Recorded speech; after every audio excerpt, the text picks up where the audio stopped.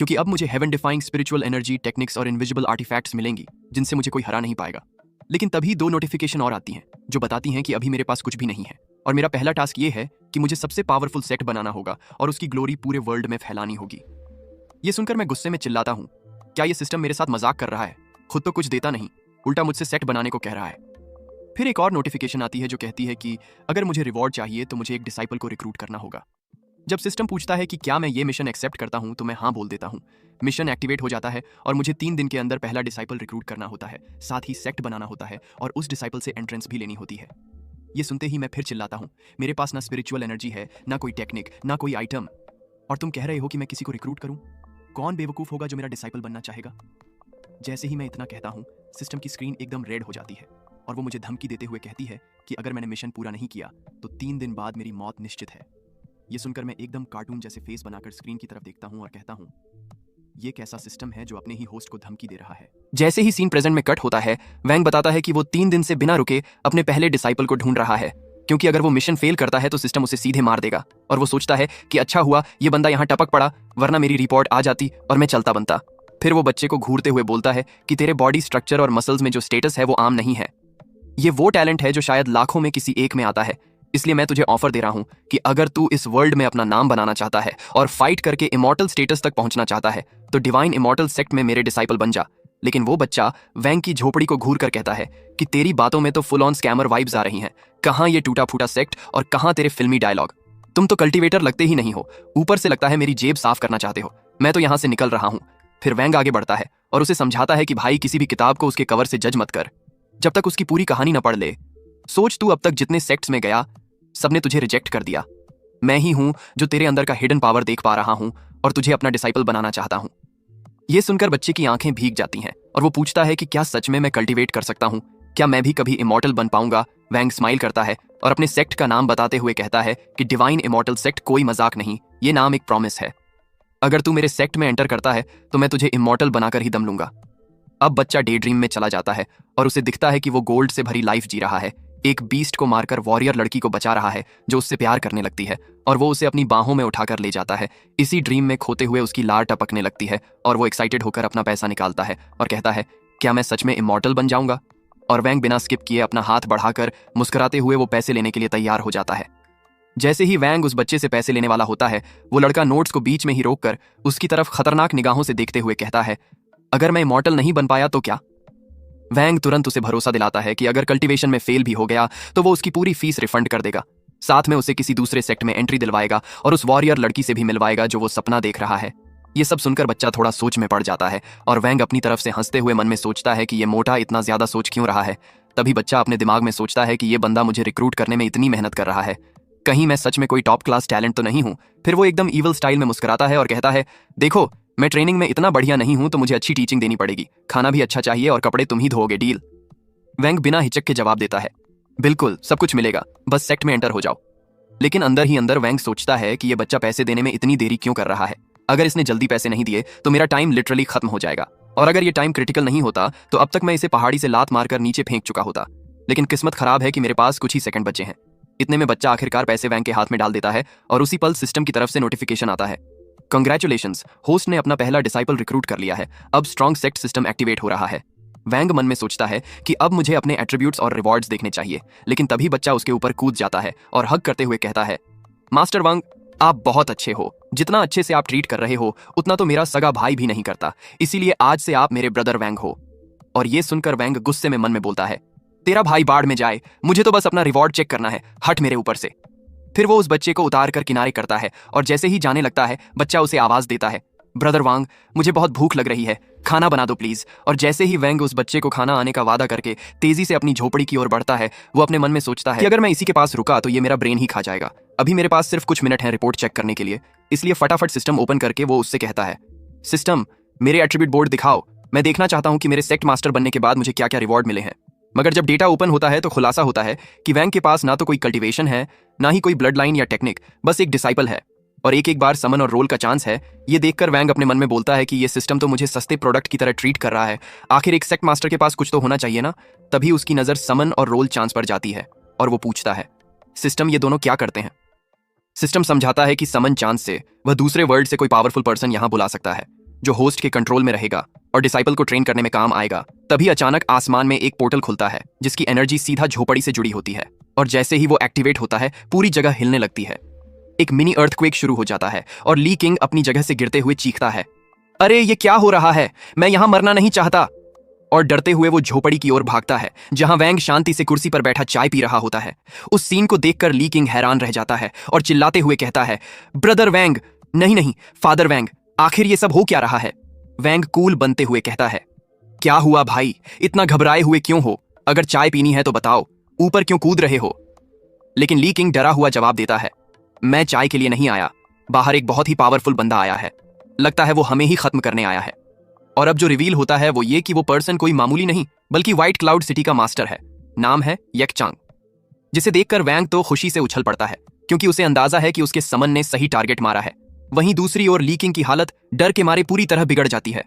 जैसे ही वैंग ली चंग के पास आता है वह ली किंग से पूछता है, तो क्या तुम इसी के बारे में बोल रहे थे कि ये हमें मारने आया है। लेकिन ली किंग उसकी बात सुन ही नहीं रहा होता। वो डर के मारे रोता हुआ वहां से भागने की कोशिश करता है, जिसे देखकर वैंग उसे रोकते हुए कहता है, घबराने की जरूरत नहीं है, ये हमारा बॉडीगार्ड है। और ये सुनकर ली किंग पूरा शॉक हो जाता है। वो हैरानी से बोलता है, सेक्ट मास्टर, आपने तो बताया ही नहीं कि हमारे पास इतना स्ट्रांग बंदा है। ये किस लेवल का कल्टीवेटर है, क्या ये कनेक्शन स्टेज पे है या मिथिकल जनरल स्टेज पे। और अब वैंग मन में सोचते हुए सिस्टम से पूछता है, जल्दी से इसका एट्रीब्यूट बोर्ड दिखाओ ताकि मुझे पता चले ये कितना ओपी है। स्क्रीन ओपन होते ही पता चलता है कि गुचंग कोई आम बंदा नहीं बल्कि एक नोवेल कैरेक्टर है जो फिजन आइलैंड से है, जिसे व्हाइट क्लाउड सिटी मास्टर और स्वॉर्ड गॉड के नाम से जाना जाता है।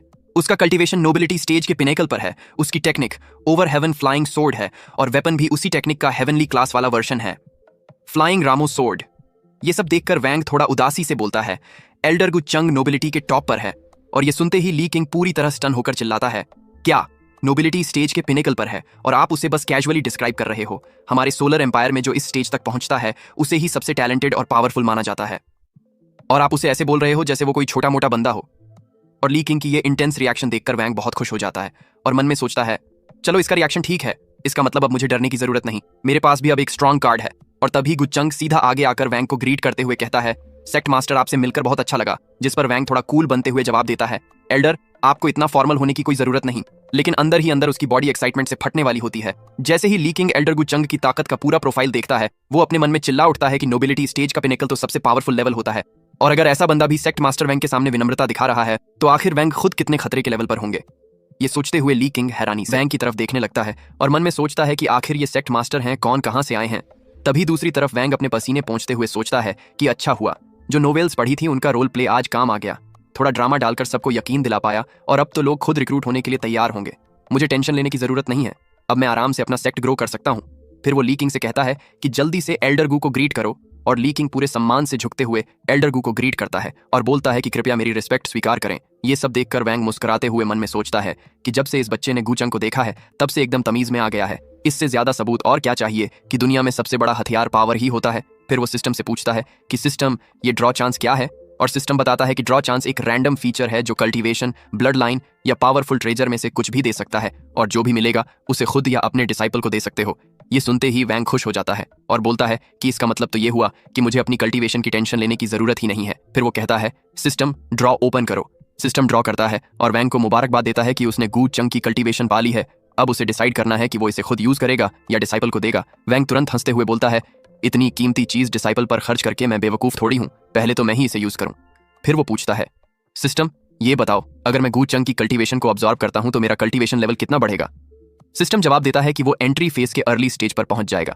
और ये सुनकर वैंग मन में बड़बड़ाता है कि ये सिस्टम अंग्रेजी में क्यों बता रहा है, एंट्री फेज आखिर होता क्या है। और इतना सोचकर वो ली किंग की तरफ देखकर मन में सोचता है, चलो इस मोटे से ही पूछ लेते हैं। जैसे ही वैंग ली किंग से पूछता है कि कल्टीवेशन के कितने लेवल होते हैं, ली किंग पूरे कॉन्फिडेंस से जवाब देता है कि भाई मैं जानता हूं टोटल 10 लेवल हैं। Foundation build, profound 1, medium speed, profound general, entry piece, nobility, perform सरीन, पफाओ वल्नरेबल, पफाओ सेंट और फाइनल स्टेज पफाओ एम्परर।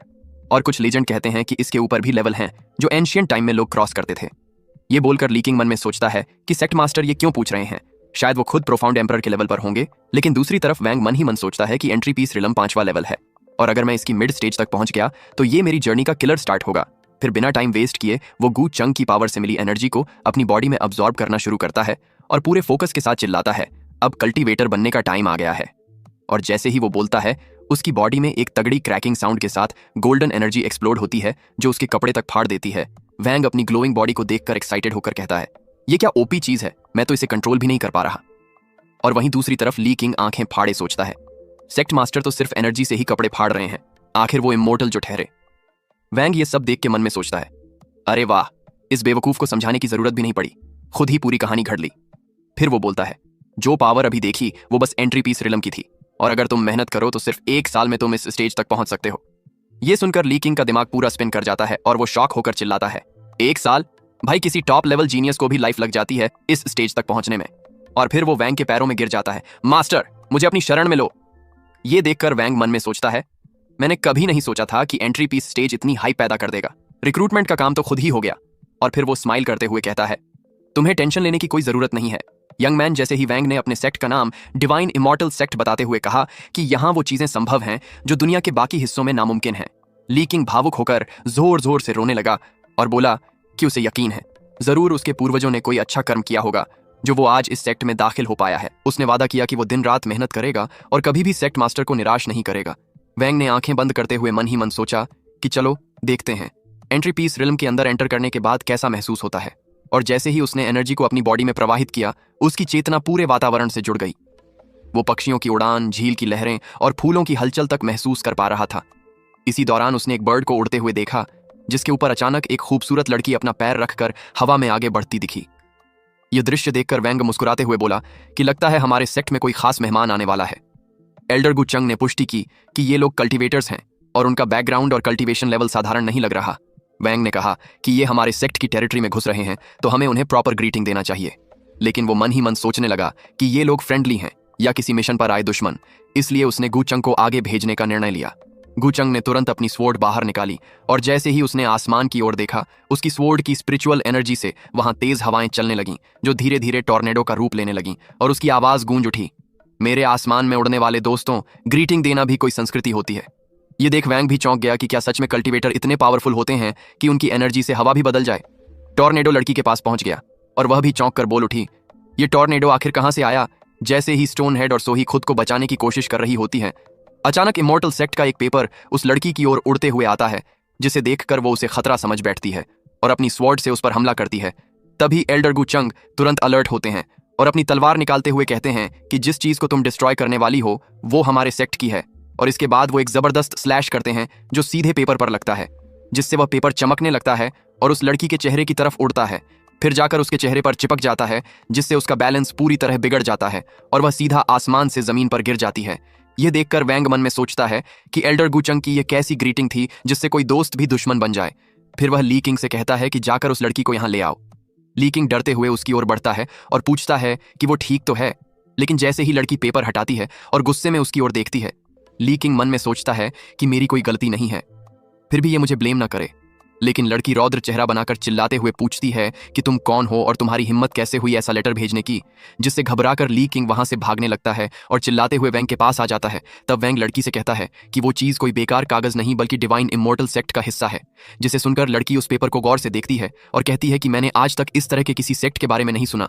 जिस पर वैंग उसे बताता है कि उसका सेक्ट काफी मिस्टीरियस है, इसलिए लोग इसके बारे में नहीं जानते और वह खुद इस डिवाइन इमॉर्टल सेक्ट का मास्टर है।